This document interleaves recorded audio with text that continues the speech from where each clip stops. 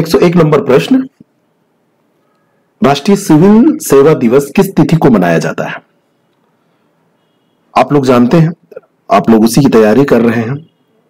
बड़े अधिकार होते हैं सिविल सर्विसेज के लोगों को और जिम्मेदारियां भी बहुत सारी होती हैं। सिविल सेवा दिवस जो है 21 अप्रैल को मनाया जाता है, हर साल मनाया जाता है। मनाए जाने का कारण क्या है, क्यों इस दिन मनाया जाता है? हमारे देश के पहले गृह मंत्री थे सरदार वल्लभ भाई पटेल। 1947 जब भारत आजाद हुआ तो 1947 में सरदार वल्लभ भाई पटेल ने दिल्ली में मेटकाफ हाउस, वहां पर प्रशासनिक सेवा के अधिकारियों को संबोधित किया था। जो उसमें प्रोबेशन पीरियड के अधिकारी थे, प्रवेशाधीन अधिकारी थे, उनको संबोधित किया था और वो तिथि थी 21 अप्रैल। तो उसी को चुन लिया। और कभी आपसे पूछ लिया जाए भारत का स्टील फ्रेम सिविल सेवकों को किसने कहा था, तो इन्होंने ही कहा था, सरदार वल्लभ भाई पटेल जी ने। तो ए ऑप्शन इसका बिल्कुल करेक्ट है। 21 अप्रैल 2022 को मनाए गए विश्व रचनात्मकता और नवाचार दिवस की थीम क्या है? 21 अप्रैल को सिविल सेवा दिवस भी मनाया जाता है और 21 अप्रैल को ये विश्व रचनात्मकता और नवाचार दिवस भी मनाया जाता है। तो इसकी जो इस बार की थीम रखी गई है, उस थीम बहुत आसान है याद रखना, ओनली हेल्प, केवल हेल्प याद रखिएगा, सहयोग, सहयोग इसकी इस बार की थीम रखी गई है। अतुल्य भारत अंतर्राष्ट्रीय क्रूज सम्मेलन 2022 का आयोजन स्थल क्या रहा, कहां पर यह आयोजित हुआ? केंद्रीय बंदरगाह, नौवहन और जलमार्ग और आयुष मंत्री हैं सर्बानंद सोनोवाल। उन्होंने ये पहला अतुल्य भारत अंतर्राष्ट्रीय क्रूज सम्मेलन 2022 में कहां पर आयोजित किया जाएगा इसकी घोषणा की है और इसका आयोजन होगा मुंबई में। सी ऑप्शन इसका बिल्कुल करेक्ट हो जाएगा। मंत्री का नाम आपसे पूछा नहीं जाता है, वनडे एग्जाम्स में पूछा जा सकता है, तो सर्बानंद सोनोवाल इनका नाम है, ये ध्यान रखिएगा। आइवरी कोस्ट के वर्तमान प्रधानमंत्री कौन है? आइवरी कोस्ट के वर्तमान राष्ट्रपति अगर आपसे पूछा जाए तो अलासेन ouattara है, ये राष्ट्रपति का नाम दिया हुआ है, लेकिन प्रधानमंत्री पूछा जा रहा है और अलासेन ouattara ने अभी इनको चुना है, पैट्रिक अची। सी ऑप्शन इसका बिल्कुल करेक्ट हो जाएगा। यहाँ पे एक खास बात यह है कि ये तीसरे प्रधानमंत्री हैं इधर पिछले 3 वर्षों में, क्योंकि इसके पहले 2 प्रधानमंत्री हमीद बाकायोको और अमादोगान कुलिबली, इनका निधन हो गया है। जैसे ये प्रधानमंत्री बने तो प्रधानमंत्री बनते ही इनका निधन हो गया थोड़े दिन के बाद।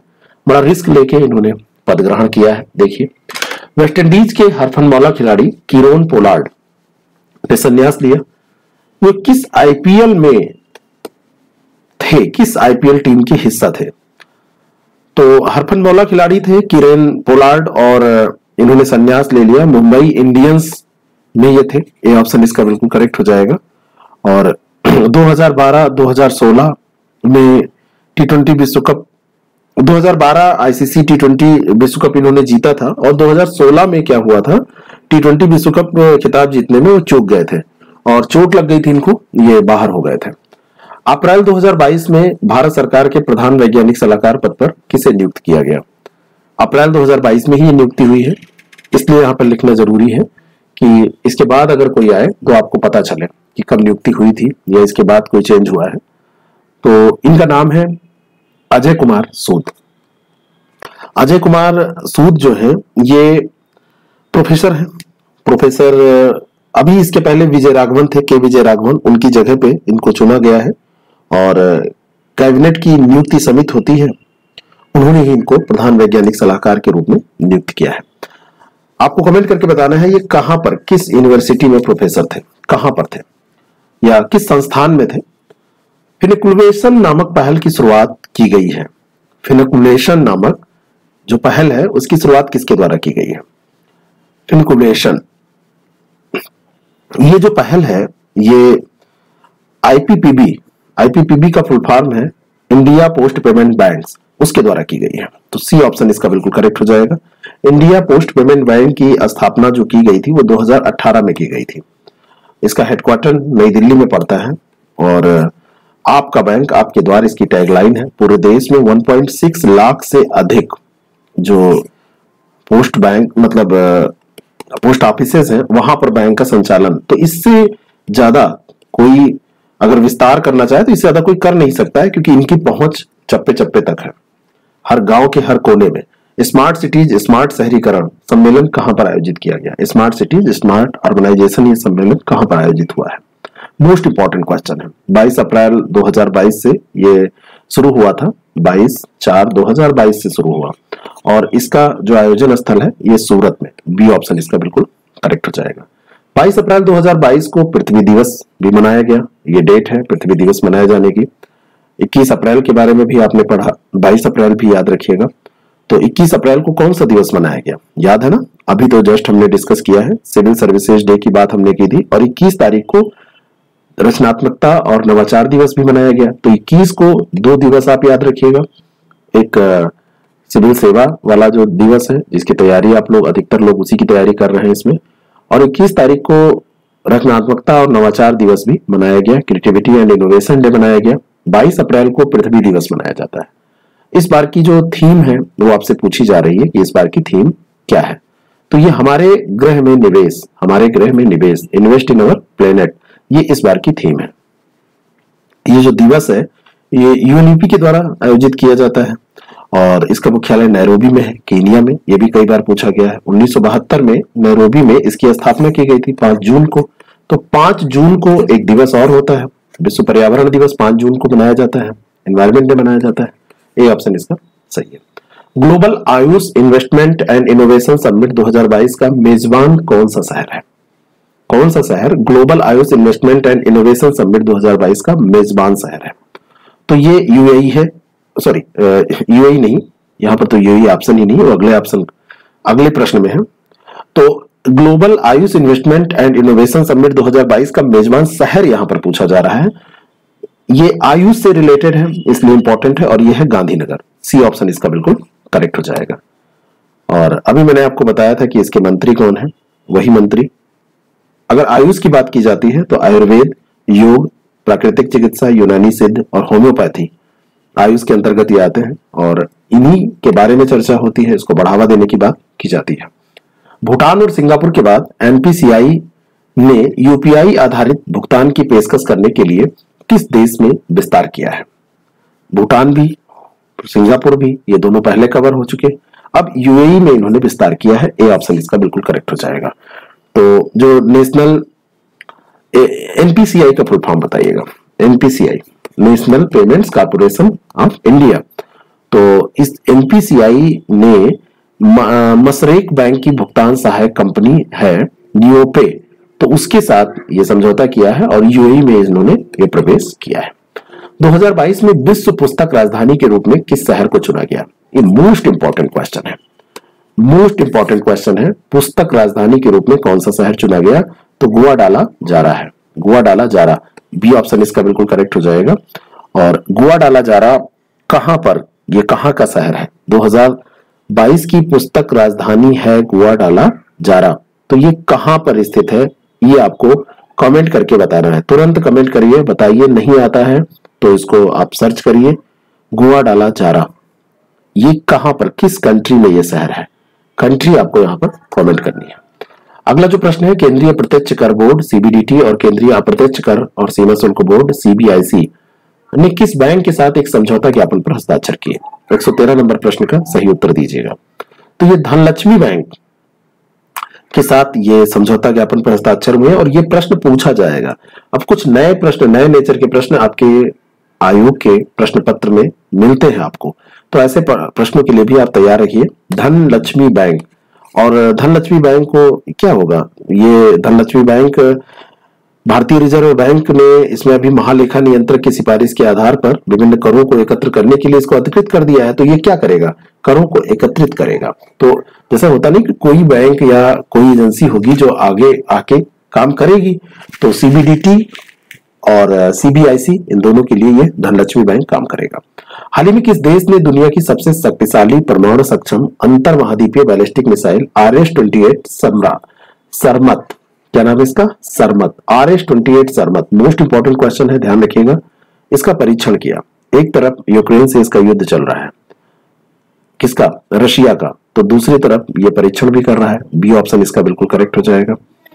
और ये 200 मीट्रिक टन इसका वजन है, लंबी दूरी की ये मिसाइल है, उत्तरी और दक्षिणी ध्रुवों पर उड़ान ये भर सकती है, इतनी बड़ी, मतलब इतनी इसकी रेंज है, आप समझ सकते हैं।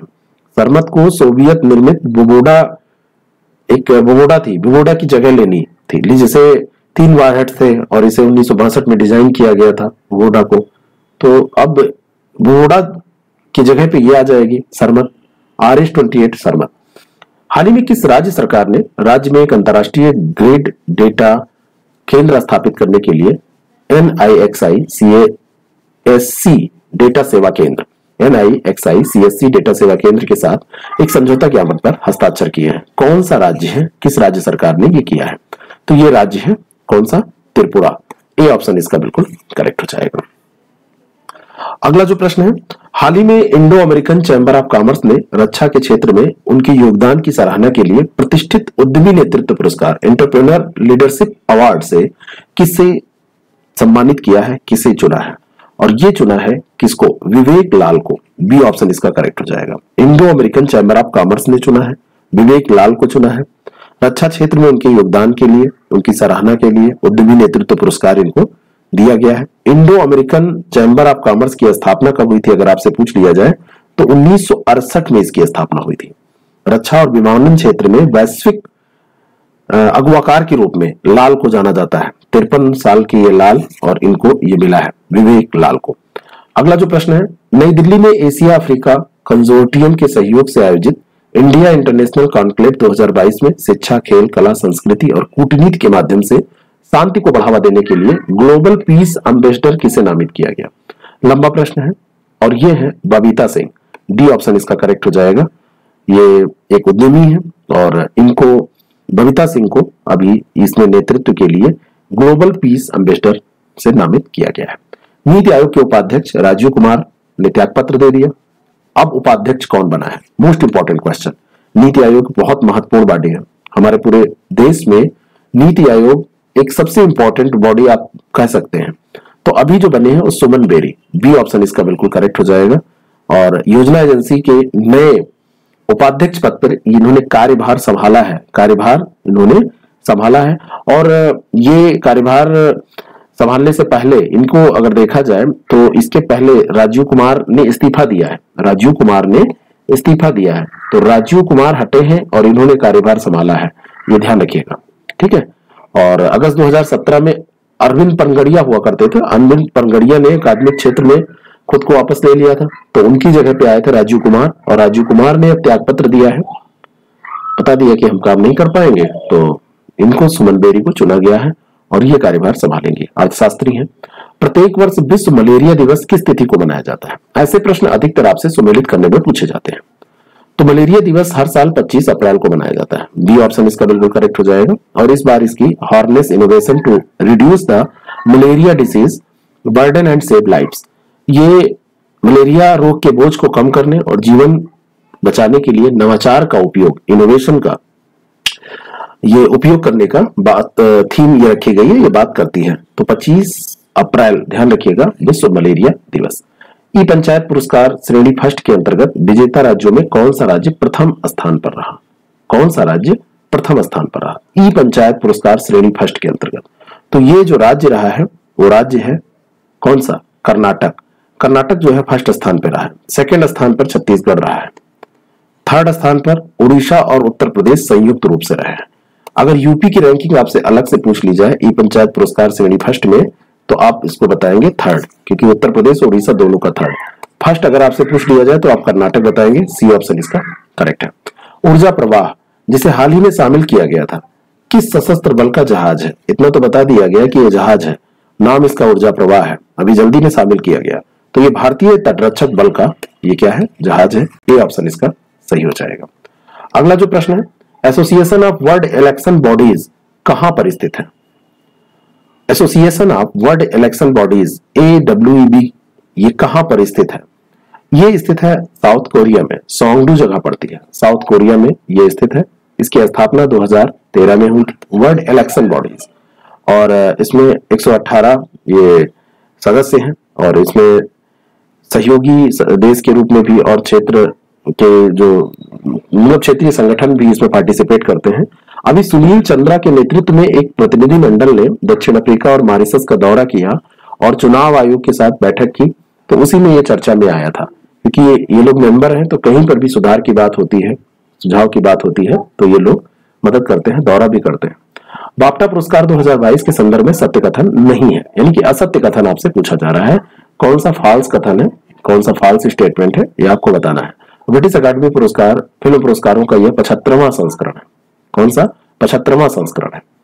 इसके अंतर्गत सर्वश्रेष्ठ फिल्म का पुरस्कार ड्यून को दिया गया और इसके अंतर्गत सर्वश्रेष्ठ निर्देशक का पुरस्कार Jane Campion the power of the dog के लिए इनको दिया गया।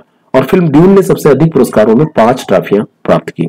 सबसे अधिक पुरस्कारों में 5 ट्रॉफियां तो इन्होंने प्राप्त की हैं, लेकिन सर्वश्रेष्ठ फिल्म का पुरस्कार द पावर ऑफ डॉग को दिया गया है, न कि ड्यून को। तो पावर ऑफ डॉग जो जैन कैनियन है, जिनको निर्देशक का पुरस्कार मिला है, वही film the power of dog सर्वश्रेष्ठ फिल्म भी थी। तो बी ऑप्शन यहाँ पे इनकरेक्ट है, यही सही उत्तर है।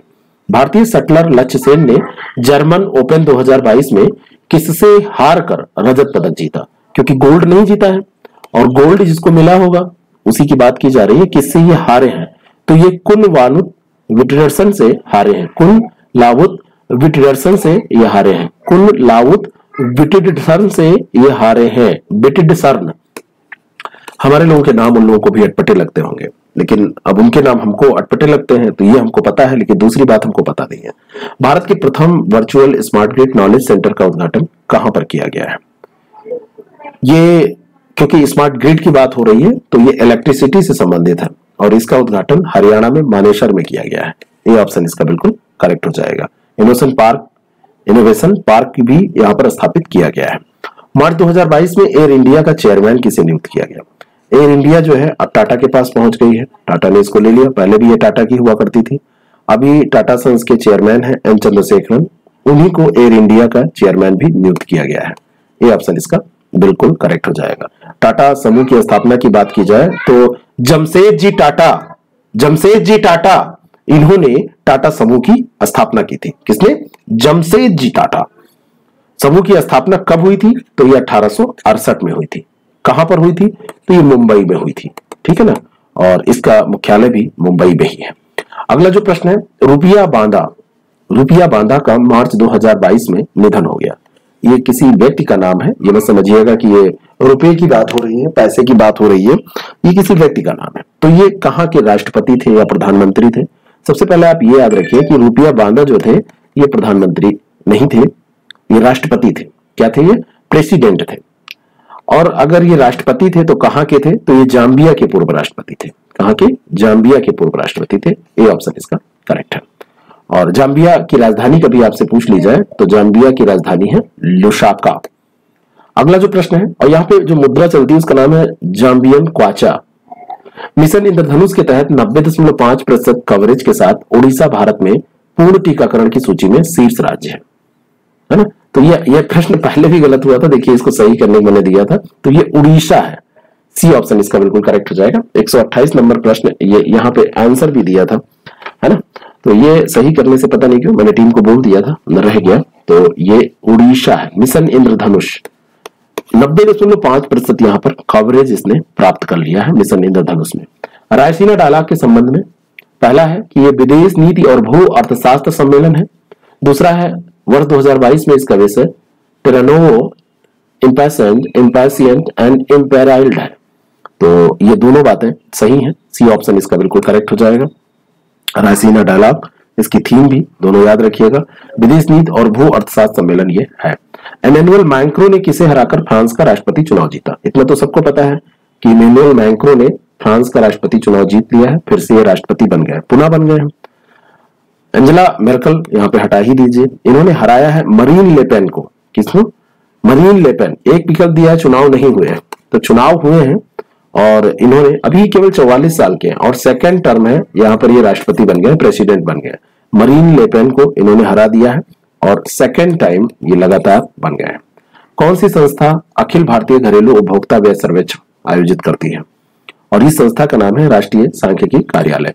बी ऑप्शन इसका बिल्कुल करेक्ट है। नेशनल स्टैटिस्टिकल ऑफिस जो है वो इसको करती है। 2011-12 के बाद से भारत में प्रति व्यक्ति घरेलू खर्च पर कोई आधिकारिक अनुमान अभी तक नहीं जारी किया गया था। गरीबी के स्तर का अनुमान लगाने और जीडीपी जैसे आर्थिक संकेतकों की समीक्षा करने के लिए इन सबका उपयोग होता है। और अगर हमारे पास आंकड़े नहीं है तो हम कैसे करेंगे? तो आप सोच लीजिए कि ऐसे ही हमारे यहाँ गरीबी घटती जा रही है, वास्तव में कुछ नहीं। कई बार ऐसा भी लगता है। भारत का जो राष्ट्रीय सांख्यिकी आयोग है यही करता है, एक स्वायत्त संस्था है राष्ट्रीय सांख्यिकी आयोग। 2006 में इसकी स्थापना हुई थी। सी रंगराजन की अध्यक्षता वाली एक आर्थिक सलाहकार समिति थी, उसी ने संस्तुति प्रस्तुत की थी। उन्हीं की संस्तुति पे मतलब उन्होंने रिपोर्ट दिया था और उसी रिपोर्ट की संस्तुति के आधार पर राष्ट्रीय सांख्यिकी कार्यालय की स्थापना 2006 में की गई थी। खेलो इंडिया यूनिवर्सिटी गेम्स 2021 की मेजबानी किस राज्य के द्वारा की गई? कौन सा देश है जो इसकी मेजबानी कर रहा है? तो ये कर्नाटक है। सी ऑप्शन इसका बिल्कुल करेक्ट है। 24 अप्रैल 2022 से 3 मई 2022 तक इसका आयोजन किया गया। 24 अप्रैल से, डेट आपसे मुश्किल है पूछा जाना, लेकिन 24 अप्रैल से 3 मई 2022 तक इसकी मेजबानी किसने किया है? कर्नाटक ने। अगला जो प्रश्न है, किस देश ने आयोजित बुक फेस्टिवल 2022 में भारत को गेस्ट ऑफ ऑनर कंट्री के रूप में नामित किया गया? गेस्ट ऑफ ऑनर कहां पर आयोजन हुआ? तो यह हुआ जर्मनी में। सी ऑप्शन इसका बिल्कुल करेक्ट है। भारत को पेरिस बुक फेस्टिवल, ये पेरिस में हुआ है, और पेरिस बुक फेस्टिवल में भारत को क्या किया गया है? गेस्ट ऑफ ऑनर कंट्री के रूप में, गेस्ट ऑफ ऑनर कंट्री के रूप में इसको चुना गया है। राष्ट्रपति इमैनुअल मैक्रॉन, यहां पर ये कुछ गलत हुआ है क्या? इमैनुअल मैक्रॉन राष्ट्रपति है कहां के? अभी एक प्रश्न हमने किया था ना, एक प्रश्न हमने किया था, अगर आपको याद होगा तो थोड़ा सा ध्यान करिए, दिमाग थोड़ा सा घुमाइए। क्या ये प्रश्न गलत है? कितने लोगों को लग रहा है कि ये प्रश्न गलत है? अगर लग रहा है तो ये फ्रांस होगा ना, है ना? ये फ्रांस हो जाएगा ना, यहाँ जर्मनी नहीं होगा, ये फ्रांस हो जाएगा। यहाँ पर इसको फ्रांस कर लीजिए, ये गलत यहाँ पर हो गया है ना, इसको फ्रांस कर लीजिए। अगला जो प्रश्न है, निम्नलिखित में से कौन सा कथन, तो ये ध्यान रखिएगा, बुक फेस्टिवल ये कहां पर हुआ? फ्रांस में, ठीक है ना?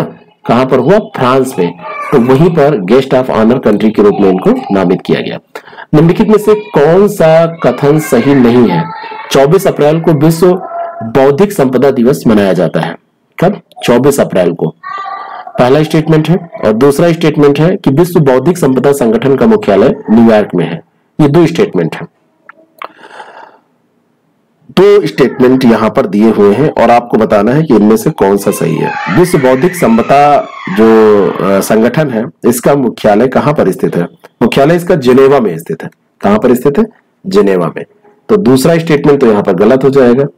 पहले स्टेटमेंट की बात करें तो 24 को मनाया जाता है, 24 अप्रैल को। क्या ये बात सही है? तो ये दोनों ही सही नहीं है। 24 को नहीं मनाया जाता है, ये मनाया जाता है 26 अप्रैल को। तो यहां पर पूछा जा रहा है कौन सा कथन सही नहीं है, तो सी ऑप्शन हो जाएगा कि एक भी कथन यहां पर सही नहीं है। 26 अप्रैल को मनाया जाता है नवाचार और रचनात्मकता को प्रोत्साहित करने के लिए, बौद्धिक संपदा अधिकारों की भूमिका के महत्व को बताने के लिए बौद्धिक संपदा दिवस 26 अप्रैल को, और इसका मुख्यालय कहां है? जिनेवा में। इसकी स्थापना कभी आपसे पूछी जाए तो 1967 में की गई थी, 14 जुलाई को, 14 जुलाई 1967 को। और इसके सीईओ इस समय है डैरेन टैंग। डैरेन टैंग इसके सीईओ है, ये ध्यान रखिएगा। Laureus sportsman of the year 2022 किसे चुना गया?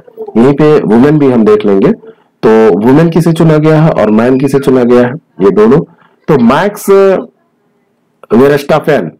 वेरेस्टापेन को Laureus sports man of the year, और एलन थॉमसन हेरा जो यहाँ पे दूसरा ऑप्शन दिया हुआ है, तो एलन थॉमसन हेरा को Laureus sports women of the year चुना गया है। अगर वुमेन पूछ लिया जाए आपसे तो ये सेकंड ऑप्शन याद रखिएगा, और मैक्स वेरेस्टापेन जो है ये फर्स्ट ऑप्शन है। Champions of the earth life time achievement award से किसे सम्मानित किया गया? और ये दिया गया है डेविड एटनबरो को। सर डेविड एटनबरो को ये पुरस्कार दिया गया है, champion of the earth life time achievement award इनको प्रदान किया गया है। बी ऑप्शन इसका करेक्ट हो जाएगा। भारत की हज समिति के अध्यक्ष के रूप में किसे चुना गया? मोस्ट इंपॉर्टेंट क्वेश्चन है, बहुत ही महत्वपूर्ण ये प्रश्न है। भारत की हज समिति की बात हो रही है, अगर यूपी के हज समिति की बात हो तो मोहसिन रजा हो जाएंगे, लेकिन भारत की हज समिति की बात की जा रही है तो एपी अब्दुल्ला कुट्टी, ए ऑप्शन इसका बिल्कुल करेक्ट हो जाएगा। एपी अब्दुल्ला कुट्टी को भारत की हज समिति के अध्यक्ष के रूप में चुना गया है, और इतिहास में पहली बार 2 महिलाओं को हज समिति के उपाध्यक्ष के रूप में चुना गया है, मुनव्वरी बेगम और महफूजा खातून। तो एक मुनव्वरी बेगम है और दूसरा महफूजा खातून है। इन दोनों लोगों को मुनव्वरी बेगम और महफूजा खातून, इन दोनों लोग महिलाएं हैं और इनको उपाध्यक्ष के रूप में चुना गया है। मवई किबाकी का अप्रैल 2022 में निधन हो गया। तो मवई किबाकी कौन थे? मैं थोड़ा सा गेस आपको करा रहा हूं। नैरोबी यहाँ की राजधानी है, वही नैरोबी जहां पे किसका मुख्यालय है, ये भी आप रिलेट कर सकते हैं। नैरोबी में किस चीज का मुख्यालय है बताइएगा। वही के ये मुख्यमंत्री नहीं, राष्ट्रपति थे, पूर्व राष्ट्रपति थे। कीनिया के ये पूर्व राष्ट्रपति थे। डी ऑप्शन इसका बिल्कुल करेक्ट हो जाएगा। अप्रैल 2022 में एशियाई बैंक ऑफ द ईयर पुरस्कार से निम्नलिखित में से किस बैंक को सम्मानित किया गया?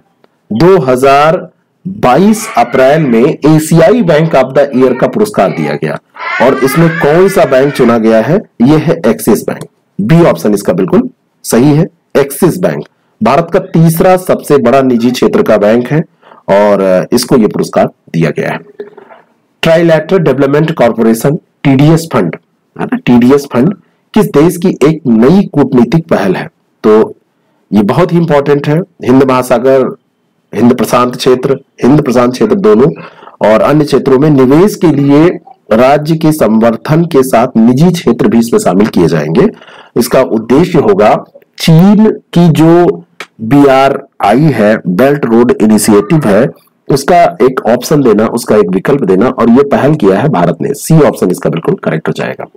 निम्नलिखित में से कौन से 2 देश कुरिल द्वीप समूह पर दावा प्रस्तुत करते हैं? मोस्ट इंपॉर्टेंट क्वेश्चन है और यह है जापान और रूस। डी ऑप्शन इसका करेक्ट हो जाएगा। जापान के द्वारा 1945 में कुरिल द्वीपों पर सोवियत संघ ने जब विजय प्राप्त की थी, तब से स्वामित्व को चुनौती दी जा रही थी और दोनों अभी जब वो उधर व्यस्त है तो कह रहे नहीं अब हमारा है। समझ रहे हैं ना, जब कोई कमजोर पड़ता है या कहीं अलग इंगेज होता है तो दूसरी तरफ उसका नुकसान भी होने लगता है। 142 नंबर प्रश्न है, Stockholm International Peace Research Institute द्वारा प्रकाशित आंकड़ों के अनुसार सैन्य खर्च वाले देश क्रमशः हैं। कौन कौन से देश सैन्य खर्च वाले क्रमशः, यानी कि सबसे ज्यादा, फिर उससे कम, फिर उससे कम, फिर उससे कम। मोस्ट इंपॉर्टेंट क्वेश्चन है। सबसे जो ज्यादा सैन्य खर्च वाला देश है वो अमेरिका है, अमेरिका के बाद में चीन है। भारत की अगर रैंकिंग आपसे पूछी जाए तो ये 3rd है। इंडिया का जो स्थान है, सिप्री ने कहा कि 3रे स्थान पर है पूरे विश्व में, फिर यूनाइटेड किंगडम और फिर रूस है। ए ऑप्शन इसका बिल्कुल करेक्ट हो जाएगा। कुल वैश्विक सैन्य खर्च की बात जो की जाए तो इसमें 0.7% का इजाफा हुआ है। कहा गया कि 0.7% का इजाफा हुआ है और सैन्य खर्च लगातार 7वां साल है कि बढ़ रहा है। अब देखिए, एक तरफ कोविड का असर, एक तरफ आप देखिए लोग परेशान थे और इकोनॉमी घाटे में चल रही है सब कहीं की, और सैन्य खर्च बढ़ते चले जा रहे हैं। दुनिया किधर जा रही है आप सोचिए। भारत ने किस देश के साथ अक्षय ऊर्जा के हस्तांतरण के लिए ट्रांसमिशन इंटरकनेक्शन स्थापित करने की घोषणा की है? किस देश के साथ ये किया है? तो ये किया है मालदीव के साथ। अक्षय ऊर्जा के लिए ट्रांसमिशन इंटरकनेक्शन स्थापित किसके साथ? मालदीव के साथ, है ना। मालदीव के बारे में आपको पता होना चाहिए कि ये समुद्र तल से इसकी ऊंचाई देखी जाए तो बहुत ही कम है, केवल 1.5 मीटर, 4 फीट 11 इंच, 5 फीट भी पूरी नहीं है। और ये सबसे लघुतम देश भी है पूरे ग्रह का, और ये दुनिया का सबसे लघुतम उच्चतम बिंदु वाला देश भी मालदीव है। ये सब भी प्रश्न आपसे पूछे जा सकते हैं। Pharma and medical devices sector 2022 पर अंतर्राष्ट्रीय सम्मेलन का आयोजन कहां पर, कौन सा आयोजन स्थल इसका रहा? तो डॉक्टर अंबेडकर अंतर्राष्ट्रीय केंद्र नई दिल्ली में पड़ता है, वहीं पर यह आयोजन किया गया है। निम्नलिखित में से कौन सा कथन सही है? वित्त वर्ष 2022 में भारत से तैयार स्टील का कुल निर्यात 13.5 मिलियन टन रहा। पहला स्टेटमेंट, क्या इतना रहा है? आप चेक करिए तो ये सही है। और विश्व का सबसे बड़ा स्टील उत्पादक देश अमेरिका है। पूरे विश्व में अगर बात की जाए तो सबसे बड़ा उत्पादक चीन है। चीन के बाद में 2nd स्थान पे भारत है और 3rd स्थान पे आपका आता है जापान। तो पहला, दूसरा, तीसरा, अमेरिका का इसमें कोई स्थान नहीं है। ये ऑप्शन इसका बिल्कुल करेक्ट हो जाएगा। अगला जो प्रश्न है, यूनाइटेड किंगडम के Commonwealth points of light award किसे प्रदान किया गया? यूनाइटेड किंगडम का ये पुरस्कार है Commonwealth points of light award, ये किसे दिया गया है? तो ये दिया गया है किशोर कुमार दास को। डी ऑप्शन इसका बिल्कुल करेक्ट है। बांग्लादेश के एक शैक्षिक चैरिटी उस चैरिटी का नाम है विदानंदो। क्या नाम है इसका? विदानंदो। पढ़ाने लिखाने का काम ये करते हैं। कोविड के दौरान बहुत सारे लोगों को खाने खिलाने का काम भी इन्होंने किया है। 1 टका आहार भी इन्होंने चलाया था कार्यक्रम। तो इनको कोरोना महामारी के दौरान भी और साथ में ये पुरस्कार क्यों दिया जाता है? ये पुरस्कार इसलिए दिया जाता है कि बच्चों की शिक्षा की पहुंच बढ़ाने, उनके शिक्षा के स्तर को सुधारने का जो काम करते हैं, असाधारण कार्य करते हैं, उनको दिया जाता है। तो किशोर कुमार दास ये रहने वाले कहाँ के हैं? बांग्लादेश के हैं, उन्हीं को दिया गया है। एशियाई कुश्ती चैंपियनशिप 2022 में भारत ने कुल 17 पदक जीते हैं। शीर्ष स्थान पर कौन सा देश रहा एशियाई कुश्ती चैंपियनशिप में? तो ये जापान रहा है। बी ऑप्शन इसका बिल्कुल करेक्ट हो जाएगा। जापान ने सबसे ज्यादा पदक जीते हैं। भारतीय पहलवानों ने 17 पदक कुल जीते हैं। इन 17 में अगर गोल्ड की बात करें, सिल्वर की बात करें, ब्रोंज की बात करें तो 1 गोल्ड रहा है, 5 सिल्वर रहे हैं और 11 इसमें ब्रोंज रहे हैं। लेकिन जापान प्रथम स्थान पर रहा है, ठीक है ना। इसमें रवि कुमार दहिया स्वर्ण पदक जीते हैं। अकेला जो 1 स्वर्ण पदक है वो रवि कुमार दहिया ने जीता है 57 किलोग्राम वर्ग में। सूचना प्रसारण मंत्रालय ने किस कंपनी के सहयोग से women change makers video series जारी की है? और ये सहयोग लिया है नेटफ्लिक्स का। बी ऑप्शन इसका बिल्कुल करेक्ट है। आजादी की अमृत कहानियां एक पहल है, उसी के तहत इसने ये वीमेन्स चेंज मेकर्स वीडियो जारी किया है नेटफ्लिक्स की सहायता से। वैज्ञानिक एम विजयन के संदर्भ में कौन सा कथन सत्य है? इन्होंने भारत में प्रोटीन क्रिस्टलोग्राफी की नींव रखी। दूसरा है वे भारतीय राष्ट्रीय विज्ञान अकादमी के अध्यक्ष रहे। तीसरा है उन्हें भारत रत्न से सम्मानित किया गया। ये 3 ऑप्शन आपके सामने है, आपको बताना है कि क्या सही है। तो प्रोटीन क्रिस्टलोग्राफी की इन्होंने नींव रखी, भारतीय राष्ट्रीय विज्ञान अकादमी का अध्यक्ष भी नियुक्त किया गया इन्हें। ये दोनों बातें सही हैं। लेकिन जो यहां पर दिया हुआ है कि इनको भारत रत्न से सम्मानित किया गया, तो इस प्रश्न पूछने का मतलब क्या है, इसका मकसद क्या है कि आप भारत रत्न की जो लिस्ट है क्या आप उसको जानते हैं? तो तीसरा यहां पर गलत है, पहला दूसरा सही है। C option. क्वेश्चन को आप सीखिए कि कैसे उसको डील किया जाता है। क्वेश्चन डील करना आप जान गए तो आप सब कुछ जान गए। प्रधानमंत्री गरीब कल्याण योजना या कार्यक्रम के संबंध में ये कथन दिए हुए हैं। पहला है कि प्रधानमंत्री गरीब कल्याण योजना 2016 भारत सरकार ने दिसंबर 2016 में प्रारंभ की थी। मंथ पे जोर दे रहा है, क्या दिसंबर में प्रारंभ हुई थी? सही है। यह दिसंबर 2016 में घोषित आय घोषणा योजना 2016 की अनुवर्ती योजना थी। तो दोनों बातें ये सही है। सी ऑप्शन, ये इसकी घोषित आय योजना की अनुवर्ती योजना थी। दोनों बातें यहाँ पर सही हैं। और इसमें अनुवर्ती आय के तहत जुर्माना वगैरह जो लगाया गया था, मतलब ये अनुवर्ती योजना जो बात है, तो आय घोषित करने की जो बात थी उसकी बात मैं कर रहा हूं। और अनुवर्ती योजना तो ये हो जाएगी, लेकिन आय जो घोषित करने की बात की गई थी तो उसमें जुर्माना वगैरह लगाया गया था, उसी से जो इनकम आई उसी के तहत इसको चलाया गया। किस देश ने दुनिया के सबसे बड़े साइबर अभ्यास की मेजबानी करने का निर्णय लिया? कौन सा देश है? और ये देश महत्वपूर्ण है, एस्टोनिया। साइबर अभ्यास है, साइबर अपराध जो होते हैं उनसे संबंधित है। और नाटो की जो लॉक्ड सील्ड 2022 का आयोजन किया गया है, ये टैलिन नामक स्थान है। ये जो मतलब Estonia NATO Cooperative Cyber Defence of Excellence Locked Shields 2022 ये किया गया है आयोजन, और ये आयोजन किया गया है टैलिन में। और टैलिन आपका पड़ता है कहां पे? एस्टोनिया में। ए ऑप्शन इसका करेक्ट है।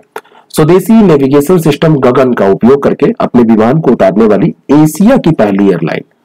पहले से आप समझ रहे हैं कि केवल अमेरिका और जापान के पास अपनी SBS सिस्टम प्रणाली, मतलब सिस्टम था, प्रणाली थी, और अब हमारे भारत के पास गगन है। और गगन का इस्तेमाल इंडिगो ने करके सबसे पहले, बड़ा रिस्क होता है जब कोई टेस्टिंग होती है, तो इंडिगो ने सबसे पहले इसका उपयोग किया है और ये पहली एयरलाइंस पूरे एशिया में बनी है। दीपिका पादुकोण इस वर्ष 75वें संस्करण की जूरी का कांस फिल्म फेस्टिवल में जूरी के सदस्य के रूप में शिरकत करेंगे। मृणाल सेन 1982 में कांस के जूरी सदस्य के रूप में सेवा देने वाली पहली भारतीय थी। दोनों बातें सही हैं। और लोगों ने भी किया है पार्टिसिपेट, है ना। मीरा नायर भी गई हैं, लेकिन 1990 में गई हैं। अरुंधति राय 2000 में, ऐश्वर्या राय 2003 में, नंदिता दास 2005 में, शर्मिला टैगोर 2009 में रही हैं, शेखर कपूर 2010 में रहे हैं। लेकिन प्रथम अगर आपसे पूछा जाए तो मृणाल सेन, अभी हाल ही में इनका निधन हो गया है। मृणाल सेन का निधन हो गया है और इसलिए पूछा जा सकता है प्रश्न। अगला जो प्रश्न है, किस केंद्रीय मंत्रालय ने स्मारक कार्यक्रम इंटरप्राइज इंडिया का शुभारंभ किया। और ये जो इंटरप्राइज इंडिया कार्यक्रम है ये एमएसएमई का कार्यक्रम है, एमएसएमई का ये कार्यक्रम है। और ये आपको ध्यान रखना है, इसको बिल्कुल भूलना नहीं है ना, बिल्कुल इसको भूलना नहीं है। एमएसएमई का ये कार्यक्रम है। और ये जो कार्यक्रम है इसके अंतर्गत क्या किया जाएगा, एमएसएमई मंत्रालय की जो योजनाएं हैं, जो पहल है, उसके बारे में एंटरप्रेन्योरशिप की डेवलपमेंट की बात, उसके कल्चर की बात, मतलब उद्यमिता संस्कृति को बढ़ावा देने की बात करेगा, उसके बारे में अवेयरनेस लाएगा। तो ए ऑप्शन इसका करेक्ट है। निम्नलिखित में से कौन सा कथन सही है? पीएम स्वनिधि योजना का उद्देश्य SC/ST का उन्नयन करना है, पहला स्टेटमेंट है। दूसरा है पीएम स्वनिधि योजना दिसंबर 2024 तक इसे जारी रखने की अनुमति प्रदान की गई है। पीएम स्वनिधि योजना को दिसंबर 2024 तक जारी रखने की अनुमति प्रदान की गई है, ये बात तो सही है। लेकिन पीएम स्वनिधि योजना जो है वो किस लिए थी? वो स्ट्रीट वेंडर्स के लिए थी। SC/ST कोई, अब स्ट्रीट वेंडर ST/SC समुदाय से बिलोंग करे तो कोई बात नहीं, लेकिन ये इसका उद्देश्य क्या था? स्ट्रीट वेंडर्स को सहयोग करना, स्ट्रीट वेंडर्स को हेल्प करना। 5,000 करोड़ रुपए की राशि व्यवस्था की गई, इसके अंतर्गत 5,000 करोड़ रुपए की राशि की व्यवस्था और उनको हेल्प करना। तो बी ऑप्शन इसका बिल्कुल करेक्ट हो जाएगा। क्वार हाइड्रो इलेक्ट्रिक प्रोजेक्ट किस राज्य या केंद्र शासित प्रदेश में स्थित है? मोस्ट इंपॉर्टेंट क्वेश्चन है। क्वार किश्तवाड़ जिले में पड़ता है और वहां पर है चिनाब नदी, ठीक है, तो ये जम्मू कश्मीर, डी ऑप्शन इसका बिल्कुल करेक्ट हो जाएगा। चिनाब नदी, कभी पूछ लिया जाए क्वार हाइड्रो इलेक्ट्रिक प्रोजेक्ट तो चिनाब नदी पर। निम्नलिखित में से कौन सा बाल्टिक देश नहीं है? बाल्टिक देश कौन सा इसमें नहीं है? बाल्टिक राज्य कौन से राज्य होते हैं? रूसी साम्राज्य से प्रथम विश्व युद्ध के दौरान जिनको स्वतंत्रता मिली थी, एस्टोनिया, लातविया, लिथुआनिया। एस्टोनिया इसमें हो जाएगा, लातविया हो जाएगा, लिथुआनिया हो जाएगा, है ना, फिनलैंड इसमें हो जाएगा, फिनलैंड भी इसमें हो जाएगा। इसमें कौन सा देश नहीं होगा? तो अगर यहाँ पर नॉर्वे लिख दिया जाए तो नॉर्वे यहाँ पर नहीं होगा। एस्टोनिया, लातविया, बाद में ये आप देखें तो यहाँ पर लिथुआनिया भी आएगा, यहाँ पे लिथुआनिया होना चाहिए। यहाँ पे जो न्यूजीलैंड है, न्यूजीलैंड इसमें नहीं होगा। इसको मैं फिर से डिस्कस कर रहा हूँ, दो रिपीट हुआ है। इसको एक्चुअली एडिट किया गया, ये शायद अपडेट नहीं हो पाया है, इसी कारण से ऐसा हुआ। तो जो 1920 से फिनलैंड भी इसमें आ गया था, तो एक यहाँ पर, एक तो लिथुआनिया इसको कर लीजिए, ये लिथुआनिया होगा, लिथुआनिया, यहां पर आप लिथुआनिया कर लीजिए, लिथुआनिया। तो एस्टोनिया, लातविया और लिथुआनिया तो इसमें हो जाएगा। न्यूजीलैंड इसमें नहीं है। फिनलैंड इसमें आ गया था 1920 से, ठीक है ना। ऐसे देश है प्रथम विश्व युद्ध के समय जिनको स्वतंत्रता मिली थी रसिया से, तो इसका सी ऑप्शन करेक्ट हो जाएगा। यहाँ पे लिथुआनिया रखिए। 2022 में उच्च न्यायालय के मुख्य न्यायाधीशों का सम्मेलन स्थल है, कहां पर उच्च न्यायालय के न्यायाधीश सम्मेलन कर रहे हैं? नई दिल्ली, बी ऑप्शन इसका बिल्कुल करेक्ट हो जाएगा, ठीक है। और 1953 से ये सम्मेलन हो रहे हैं, 38 सम्मेलन अभी तक हो चुके हैं, 39वां सम्मेलन ये होने जा रहा है। भारतीय अंतरिक्ष अनुसंधान संगठन की वाणिज्यिक शाखा न्यू स्पेस इंडिया लिमिटेड ने एक उपग्रह प्रक्षेपण के लिए किस कंपनी के साथ समझौता ज्ञापन पर हस्ताक्षर किए? प्राइवेट कंपनी है, वनवेब भारतीय समूह की यह कंपनी है और इसी कारण से ये इंपॉर्टेंट हो जाती है क्योंकि प्राइवेट कंपनी है। तो ए ऑप्शन इसका बिल्कुल करेक्ट हो जाएगा। और वनवेब के 428 उपग्रहों का संपूर्ण इन ऑर्बिट तारामंडल में प्रक्षेपण किया जाएगा। और इसमें ये ध्यान रखिएगा कि अपना व्यापारिक जो भी उपयोग हो, ये कहां से किया जाएगा? आंध्र प्रदेश की श्रीहरिकोटा में जो सतीश धवन अंतरिक्ष केंद्र है वहां से किया जाएगा। तो ये इस उपग्रह को लॉन्च करने की जो उम्मीद 2022 में ही है, लेकिन ये समझौता हो गया है। और अंतिम प्रश्न है इस अप्रैल महीने के इंपॉर्टेंट जो क्वेश्चन की हम सीरीज कर रहे थे उसका, विश्व बैंक ने निम्नलिखित में से मिशन कर्मयोगी कार्यक्रम के लिए कितने मिलियन अमेरिकी डॉलर की परियोजना को मंजूरी दी? ये आपके पास ऑप्शन दिए हुए हैं। तो मिशन कर्मयोगी कार्यक्रम के लिए विश्व बैंक ने दी है और ये भारत का कार्यक्रम है। कितने मिलियन अमेरिकी डॉलर की? ये भी पूछा जा सकता है किस बैंक ने दी। अगर यहाँ पे एडीबी दे दिया जाए, IMF दे दिया जाए, वैसे मतलब दे देता है ऑप्शन, तो या आपको ब्रिक्स बैंक दे दिया जाए, एडीबी दे दिया जाए, तो इस तरीके से आपको विश्व बैंक ध्यान रखना है। तो ये फंडिंग है 47 मिलियन अमेरिकी डॉलर की। ये ऑप्शन इसका करेक्ट हो जाएगा। अगर आपको ये पूरी सीरीज अच्छी लगी तो आप लोगों तक जरूर शेयर करें। लोगों तक पहुंचाएं, और अगर आपको पसंद आती है तो लाइक का बटन दबा के जाए, जो हमारे लिए प्रोत्साहन का काम करती है। Thank you so much.